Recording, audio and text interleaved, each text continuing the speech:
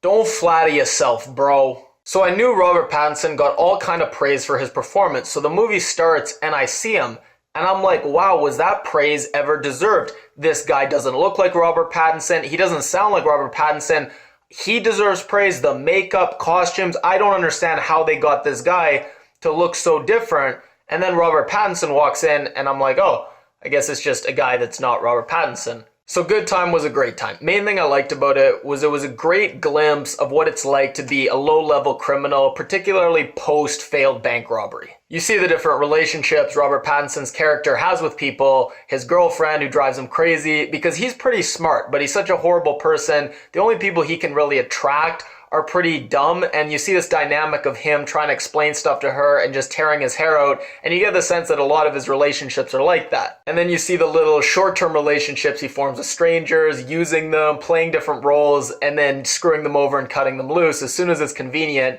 And then the relationships he forms with other criminals, these little temporary alliances that never really work. They can never get anything done because neither of them trust each other. And this movie does such a good job making you feel what it's like to be in that lifestyle with the camera angles and the soundtrack. It's disorientating, chaotic, and you're just a rat scrambling, looking for angles, doing anything to survive. There's this great moment where one character launches into this monologue about his crazy last couple days, and us as the viewer, we're just floored by the craziness and this debauchery, but Robert Pattinson, all he hears is, there's money stashed unattended somewhere close by, because he's a criminal and that's the way his mind works. And the realism of this movie is great. It's the first time I've seen a note bank robbery where you pass the cashier a note that says I have a gun, rather than just waving a gun around.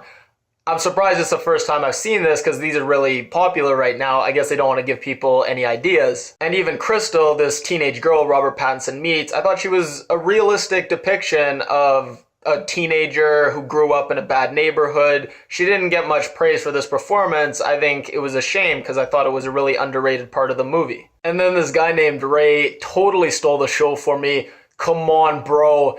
He's just your typical criminal, loud, seems kind of dumb, but is pretty shrewd and smart and has some charisma. He's a likable guy. So if you want to strap in for an hour and a half, frenzied adrenaline ride into the life of a shitty bank robber, definitely check this movie out. I'd highly recommend.